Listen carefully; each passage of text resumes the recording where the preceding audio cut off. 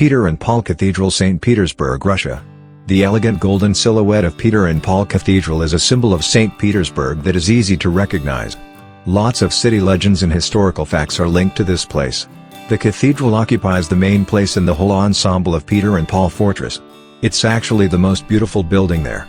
The cathedral was never a place for engagements or epiphany, and only the funeral service for the imperial family members and the fortress commandants took place there. All were first buried in the cathedral and later in the special Grand Ducal burial vault.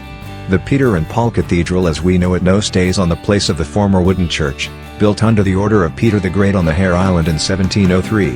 The stone walls around it started to appear 10 years after in accordance with the project by Domenico Trezzini. A piece of relics of Andrew the Apostle were laid in the foundation. The outside construction works finished in 8 years. A rare carillon was purchased from Holland for the chimes. After the settlement of the spire of 40 meters high, Peter and Paul Cathedral was the tallest building in the city for almost 300 years. The Peter and Paul Cathedral was sanctified on June 28, 1733.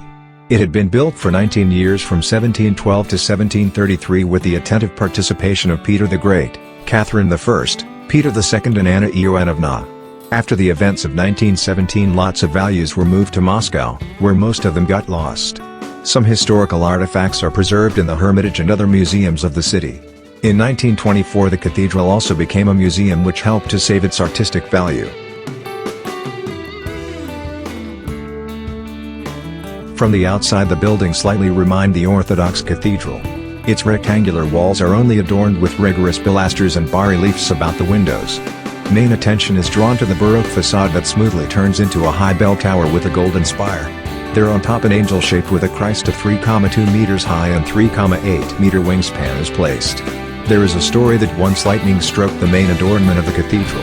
Only roofer Petr Delushkin managed to get on top of the cathedral and fix the problem. Peter the Great rewarded the roofer with a lifelong right for free alcohol drinking in every tavern of Russian Empire. The further life of the roofer is not known.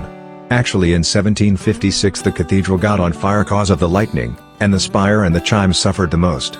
In 1757 to 1758 the wooden constructions of the spire were replaced by the metal ones, prepared by architect Dzerevsky. The clock was placed only 20 years, and every hour it played a melody of the national anthem. The dominant of the inside interior is a gorgeous carved iconostasis with standing figures at front, Peter, Paul and 4 evangelists. The iconostasis was created by architect Zarudi Ny and painter St. Ivanov and Italiga. It partly reminds a triumphal arch, since the emperor planned the cathedral to be as a monument to the victories of Russian army. The keys from the captured cities, Swedish and Turkish banners were kept. Nowadays most of them can be found in the Hermitage, while there are only copies in the cathedral.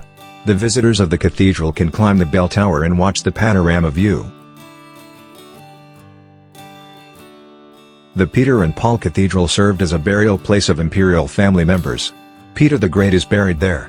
There in summer 1998 in the 80th anniversary of the execution of Nicholas II, his wife Alexandra Fyodorovna, their children and servants, their remains were buried in the Catherine's Aisle of the cathedral. By the beginning of the 19th century, there was no place left in the cathedral, so the special Grand Ducal burial vault was built. It's connected with the cathedral by a passage. The last burial ceremony took place in 2006, the remains of the last Russian Tsar's mother Maria Fyodorovna were moved there from Denmark. Since 1990 the memorial service for Russian emperors has taken place in the cathedral.